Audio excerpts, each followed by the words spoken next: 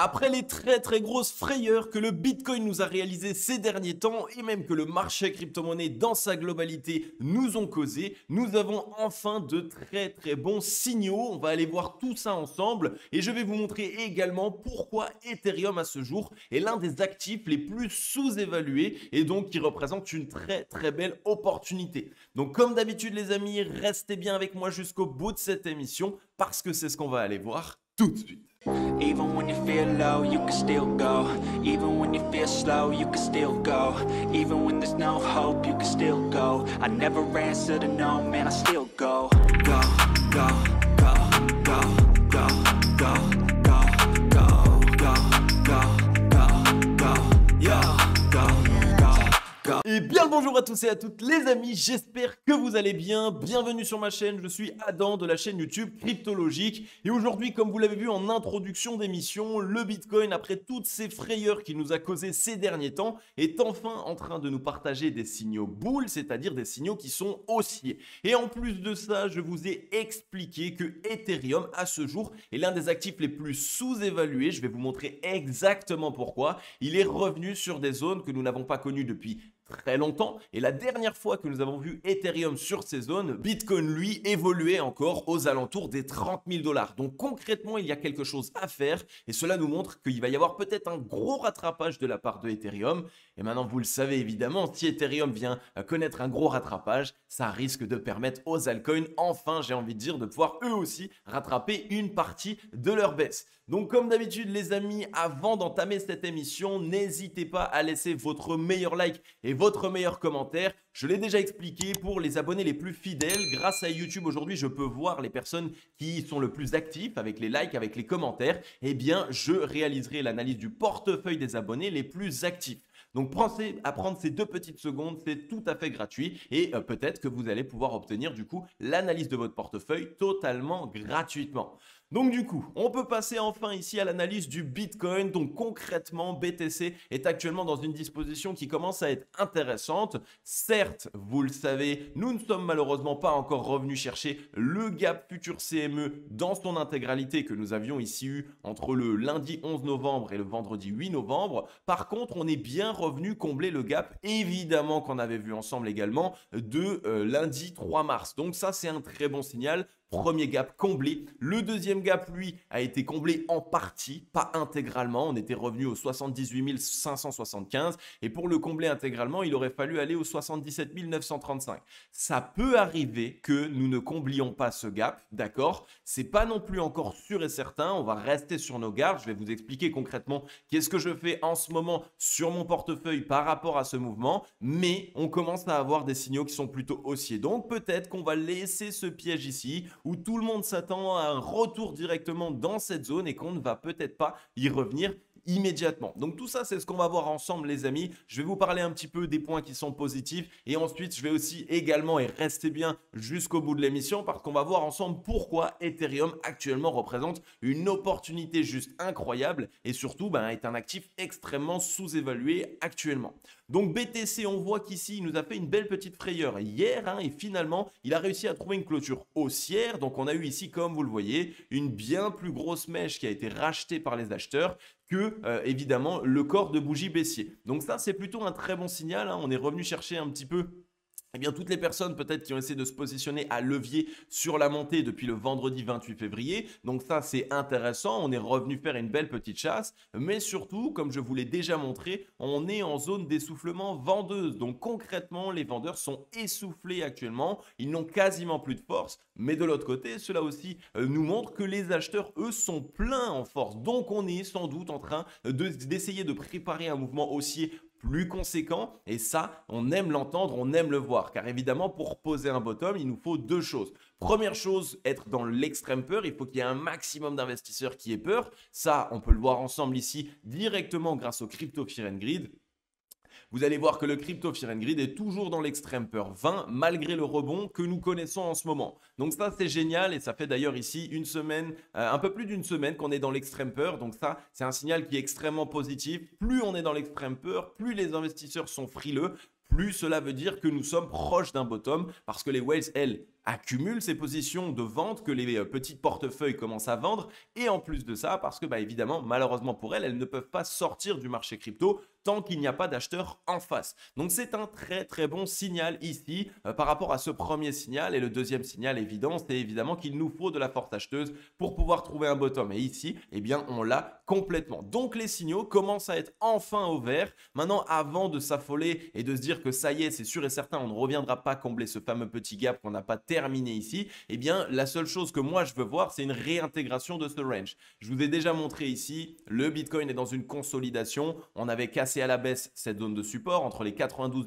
265 $ et les 89 586. Donc avant de concrètement crier victoire, eh bien je veux nous voir réintégrer ce range. Si on le réintègre concrètement, pour moi, ce sera un signal parfait pour nous dire que d'ici peu, on risque de partir. Bitcoin, lui, pourrait tranquillement y aller, consolider un petit peu, mais ça pourrait surtout être bénéfique aux alts et leur permettre de se relancer concrètement. Donc ça, c'est vraiment un signal qui est extrêmement intéressant et qu'on va surveiller. Maintenant, comme je vous l'ai déjà expliqué, de mon côté, même avant la réintégration de ce range, je place déjà des ordres, je place déjà des billes. Je vous ai déjà expliqué que ça ne sert à rien de vouloir chercher le bottom ultime et d'acheter, de mettre tout le capital que vous aviez et que vous souhaitiez déployer sur la même zone. Vous devez prendre votre capital, le diviser en plusieurs enveloppes d'investissement. Si vous avez 10 000 $ par exemple, vous pouvez prendre 4 fois 2500 ou alors peut-être 5 fois 2000 et faire en sorte de vous dire ok, là on est déjà sur des zones intéressantes, je peux placer un premier 2000.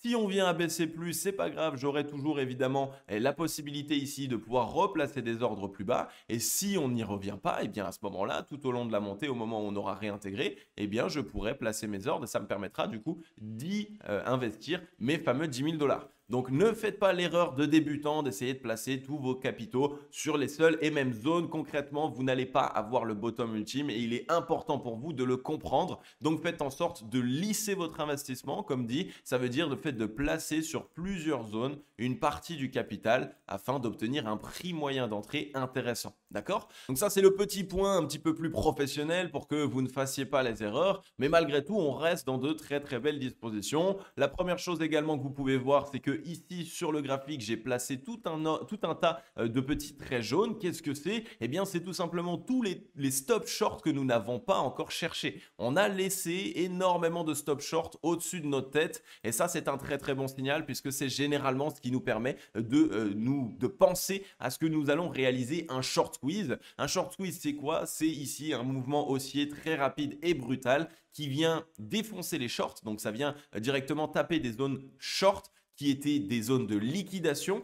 Et en plus de ça, eh bien, à chaque fois qu'une zone est touchée et donc qu'on vient fermer des shorts, ça exerce une pression acheteuse sur le cours et c'est ce qui peut entraîner par la suite directement des accélérations du cours. Donc ça paraît peut-être un petit peu complexe pour certaines personnes, mais ne vous inquiétez pas, c'est important pour moi de vous le dire, comme ça vous le comprenez. Mais si vous ne comprenez pas tout à 100%, ce n'est pas grave. Essayez déjà de comprendre un petit peu que quand on vient taper des shorts et qu'on vient lever des stop shorts, eh bien ça exerce une pression acheteuse parce que chaque vente sur le marché a besoin d'acheteurs en face qui vient du coup libérer ici à la fois une pression vendeuse, mais en plus de ça, exercer une pression acheteuse sur le cours. Donc ici, les signaux sont plutôt bulles sur Bitcoin. Concrètement, comme je l'ai dit tout à l'heure, je vais attendre qu'on revienne réintégrer ce range. Pour moi, c'est un signal important pour nous dire que ça y est, tant pis pour le gap et on viendra du coup aller d'abord s'attaquer au short. Par contre, de l'autre côté, si on revient juste tester cette zone, qu'on ne la réintègre pas, alors ça pourrait être encore une fois un petit piège, prendre encore un petit peu de temps, on vient combler le gap et seulement par la suite, on verra ce qu'il se passe. D'accord? Alors ça ici, c'est toujours le petit point de prudence. Tant qu'on n'a pas récupéré les zones stratégiques, on reste toujours sur nos gardes. Le marché crypto est assez instable et donc il faut évidemment savoir faire preuve de patience. Ce qu'il est important d'aller voir, c'est qu'avec toutes ces mèches que nous sommes allés réaliser et ce mouvement baissier, évidemment, c'est les liquidations. Les liquidations, les amis, vous voyez que ici, donc hier, on est venu liquider 541 millions de dollars de position longue et le 3 mars, 693 millions de dollars de position longue. Donc, on voit concrètement qu'il y a encore eu des longues qui se sont positionnées. On en a liquidé énormément, mais aussi des shorts et des shorts qu'on a liquidés. Hier, on a liquidé 249 millions de dollars de position short. Ici, le 2 mars, 543 millions de dollars de position short. Donc, ça montre également que d'un côté, il y a beaucoup de shorts qui se positionnent. Et ça, c'est encore un très bon signal, hein. On a concrètement ici quelque chose qui se prépare pour nous annoncer potentiellement ici eh bien, le départ du short quiz. Et ce qu'il faut également que vous preniez en compte, c'est que depuis le 24 février ici, donc du 24 février au 4 mars, on est venu liquider 4 milliards 875 millions de dollars de position longue. C'est énormissime et donc ça montre que ça y est, on a atteint un pic de liquidation, un objectif de liquidation des longues de la part des whales. Donc ici, des longues, il n'en reste plus beaucoup. Il n'y a plus beaucoup actuellement de longues qui se bousculent au portillon pour essayer d'ouvrir des positions à levier. Donc ça, c'est un bon signal et ça nous montre qu'on a atteint un bon pic de liquidation, mais surtout que les whales ont pu se gaver parce qu'elles récupèrent ces liquidités et elles peuvent les réinjecter. Donc là, concrètement, prenez ça en compte, 4 milliards 875 millions de dollars de position longue liquidée, c'est juste énormissime. Et donc, c'est encore un signal qui nous montre que peut-être d'ici peu, enfin, le Bitcoin va se libérer tout simplement de ce mouvement baissier et commencer à engager un mouvement haussier. Donc, super important ici de savoir que Bitcoin est en train de se mettre dans une belle disposition. Les whales continuent d'accumuler et on est en train de le voir sur les graphiques. Maintenant, on va aller voir un petit peu ce qu'il se passe. Le dollar qui chute. Ethereum également qui lui est concrètement sous-évalué. Mais juste avant, vous le savez, il est très important de prendre des profits tout au long de la montée du marché crypto-monnaie et donc de pouvoir avoir des stablecoins. Mais il serait vraiment dommage de votre côté de conserver ces stablecoins et de ne rien faire avec. Alors aujourd'hui, vous le savez, nous sommes en collaboration avec Bitpanda. Bitpanda, c'est un exchange qui est certifié PSAN. Donc pour les Français qui me suivent, eh bien, vous pouvez passer par Bitpanda, qui est un acteur régulé du marché crypto-monnaie et évidemment qui vous permet surtout ici de pouvoir vous exposer à d'autres marchés que les crypto-actifs tels que la bourse, donc les actions, les ETF, les matières premières et les métaux. De mon côté, c'est ce que je fais quand je prends des profits tout au long de la montée d'un actif. Eh bien, je garde mes stablecoins et je les place directement dans des nouveaux secteurs afin de me diversifier. Donc, si vous voulez faire comme moi, vous pouvez passer par le lien en description et créer un compte directement sur Bitpanda. C'est l'un des seuls exchanges aujourd'hui et surtout le seul exchange certifié PSAN qui vous offre la possibilité de vous diversifier directement sur leur plateforme. Et en ce moment, ils ont un programme de fidélité avec Bitpanda Fusion en passant par mon lien, uniquement par mon lien. Vous pouvez gagner jusqu'à 7500 € de récompense en Bitcoin.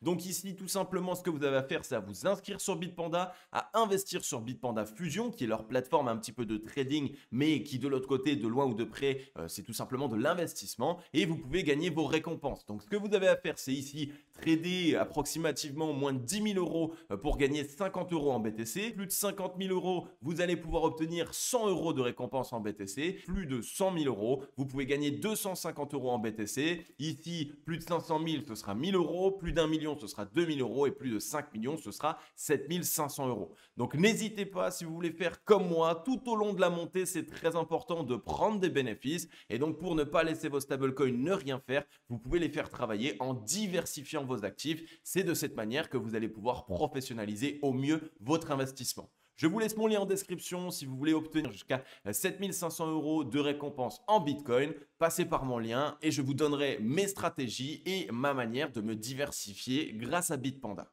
Donc voilà, on peut reprendre nos moutons ici. Ethereum, du coup, pourquoi est-ce que je vous dis que actuellement il est concrètement sous-évalué? Eh bien, regardez-moi ça. Ethereum actuellement s'échange à 2240, mais on était revenu chercher les 1990 $ avec cette mèche le mardi 4 mars 2025. Si on prend du recul, la dernière fois que Ethereum s'échangeait aux alentours des 2000 $, c'était ici en novembre 2023. Donc là, dans mon rectangle orange que vous voyez à ce niveau-là, en novembre 2023. Retenez bien cette date parce que si on va prendre du recul ici, le Bitcoin en novembre 2023, lui, eh bien, il s'est changé. Je vous ai également mis mon petit rectangle orange. C'était ici même, novembre 2023 ici. Et on s'est changé aux alentours des 34 000 à 37 000 $. Donc là, ici, vous voyez que Ethereum est revenu dans les mêmes zones que novembre 2023 quand Bitcoin, lui, s'est changé entre 30 000 et 35 000 $. Alors qu'actuellement, on est revenu sur les 2000 $, donc sur la même zone. Et le Bitcoin, lui, est à 88 000 $.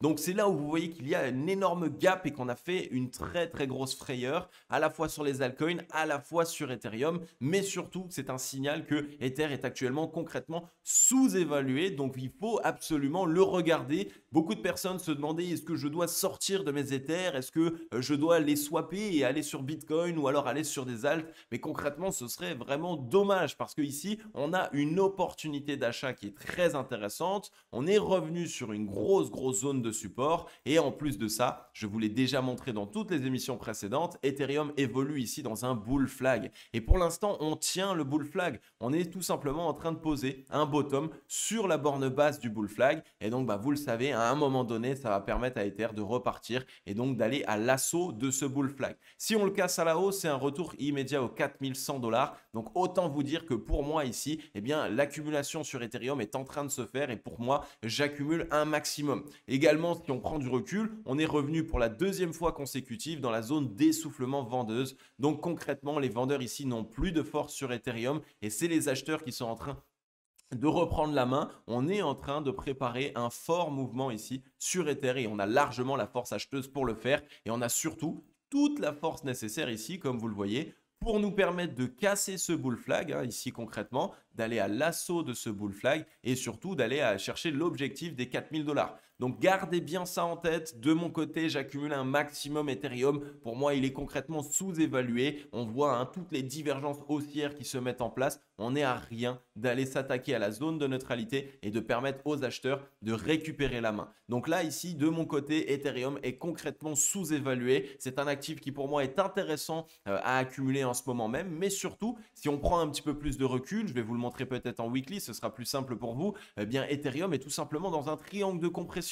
Donc, il comprime ici, vous voyez, entre ce rectangle blanc que vous voyez là au-dessus, qui est la zone de résistance. Vous voyez, on s'est à chaque fois fait rejeter ici de cette zone de résistance. Et il accumule ici sur sa trendline. Regardez ici la trendline qui nous maintient à la hausse. Pour l'instant, on la maintient à chaque fois. Et donc, vous savez ce qui se passe. Si on tient cette trendline ici, ça va être la possibilité pour Ethereum, du coup, d'aller cette fois-ci enfin à l'assaut de la zone de résistance aux 4000 $ et sans doute d'aller chercher un nouvel ATH. Donc là, ici en weekly, si on regarde, il a vraiment bien soufflé. Donc, il a concrètement la force acheteuse nécessaire pour pouvoir se relancer et pour pouvoir démarrer son propre bull run. Pour l'instant, Ether n'a pas réalisé de bull run, il n'a même pas fait de nouvel ATH. Donc là, ici, on le voit au niveau du momentum, donc de la force dans le mouvement. Ethereum est en train de récupérer beaucoup de force acheteuse, mais surtout est en train d'être extrêmement accumulé de la part des très gros portefeuilles. Et si on prend du recul, les whales ont accumulé ici de l'Ether entre les 2000 $ et les 1350 $. Donc elles ont un intérêt à défendre cette zone ici des 2000 $ évidemment pour ne pas revenir à leur propre point d'entrée. Et vous le voyez ici, on avait eu du très gros volume qui était rentré sur Ether et depuis, eh bien, on a un volume qui est complètement à plat. Donc c'est ce qui nous montre que sur Ether, on est justement dans une accumulation et qu'on n'a pas encore démarré de mouvement haussier sur cet actif. Donc ici, encore une petite pépite que je vous partage, Ether pour moi est sous-évalué et surtout est toujours dans une dynamique qui est haussière. Vous voyez, on maintient des plus hauts, des plus bas, excusez-moi, de plus en plus haut. Par contre, au niveau des tops, eh bien, on est bloqué par cette zone de résistance. Donc, on est dans une accumulation et dans une compression du prix. D'ici peu, on devrait voir Ether trouver une décision sur ce mouvement. Donc ici, très important, gardez ça en tête. De mon côté, j'accumule un maximum Ether et comme je vous l'ai déjà expliqué, si Ether arrive à se relancer ici fortement, ici sur cette zone que je vous ai montré, eh bien ça va enfin permettre aux alts de partir et donc de surperformer Bitcoin, surperformer le marché crypto. Donc comme je l'ai déjà expliqué, pour moi, on est déjà en train de démarrer une altcoin season. Une altcoin season, ça ne veut pas dire que les altcoins explosent à la hausse et font des performances mirobolantes tout de suite. Non, dans un premier temps, cela veut dire qu'elles surperforment par rapport à Bitcoin. Donc si Bitcoin baisse de 5%, les alts baissent de 2, 2,5%. Si Bitcoin réalise 5% de hausse, les alts, eux, vont réaliser 7-8% de hausse. C'est ça le début de l'altcoin season, c'est ça qui marque que les altcoins sont en train de se remettre dans une disposition haussière. Donc prenez toutes ces informations en compte. Actuellement, on est sous-évalué sur Ether et on est survendu, hein, survendu sur Ether, survendu sur Bitcoin. Donc les signaux commencent à être concrètement bullish et on a vraiment ici une possibilité de démarrer un mouvement haussier assez conséquent. Donc on va bien garder tout ça en tête. Maintenant également, ce qu'il est important de noter, c'est le dollar. Le dollar est enfin nous a marqué son top et le valide. Vous le voyez, je vous avais déjà parlé de ce triple top ici qui s'était mis en place. On avait cassé la ligne de coup, on est revenu la tester et on est enfin bien en train de se faire rejeter. Donc Trump est en train de mettre en place plein de taxes d'un point de vue macroéconomique sur pas mal de pays. On a vu sur le Canada, on a vu sur la Chine, on a vu sur le Mexique, je crois sur la Russie aussi si je suis pas fou. Donc c'est ici un point important pour dire que évidemment dans un premier temps, eh bien, le dollar ne va plus être la monnaie d'échange utilisée par ces pays qui sont taxés et donc ça va faire chuter le dollar. C'est tout à fait normal, je pense que Trump l'a pris en compte. Mais comme vous le savez, si le dollar chute, eh bien, c'est très positif pour le marché crypto-monnaie parce que, eh bien, que ce soit les milliardaires, que ce soit les entreprises, etc., eh bien, elles vont essayer un maximum de se défendre de la chute du dollar et donc d'éviter de conserver trop de monnaie fiat.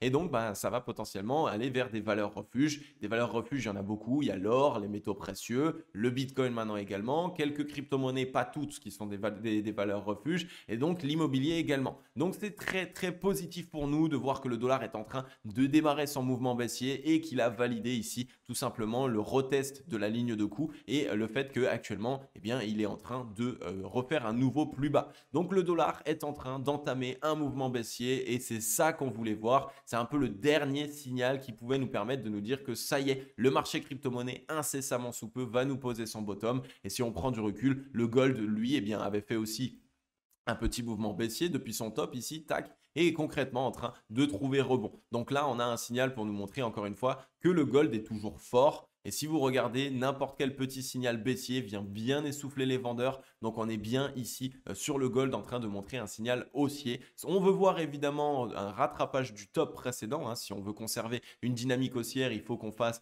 des plus bas de plus en plus haut et des plus hauts de plus en plus haut. Mais malgré tout, le gold est en train de nous montrer la voie. Les gros sont en train toujours d'accumuler du gold et donc se tournent vers des valeurs refuge. Donc on a beaucoup de signaux qui sont haussiers en ce moment. Comme je l'ai dit tout à l'heure, attention quand même à toujours garder en tête ce petit gap qu'on n'a pas comblé. Si on ne l'a pas comblé maintenant, eh bien, on viendra peut-être un jour plus tard le combler. Donc, ça reste un peu embêtant qu'on ne l'ait pas fait. Mais si on ne le fait pas, on pourra permettre ici potentiellement au Bitcoin et au marché crypto de se relancer. Donc, gardez tout ça en tête. On a de très, très bons signaux juste sous les yeux. On va regarder tout ça évidemment toute cette semaine, attendre des clôtures pour récupérer la zone de consolidation sur BTC. Mais malgré tout, actuellement, je suis assez optimiste. Le dollar chute, le gold monte. Bitcoin est venu revenir dans l'extrême peur, le marché crypto intégralement est revenu dans l'extrême peur. Donc, il y a pas mal de choses ici qui sont en train de valider cette potentielle reprise. Donc, vraiment les amis, comme d'habitude, si cette vidéo vous a plu et vous a aidé, n'hésitez pas à mettre votre meilleur like. Dites-moi dans les commentaires un petit peu ce que vous pensez du marché crypto en ce moment. C'est toujours très intéressant. Ça me permet de faire une vraie analyse psychologique. Et comme d'habitude, je vais vous laisser là. Je vais vous souhaiter à tous et à toutes une agréable journée ou une agréable soirée. C'était Cryptologique. Ciao!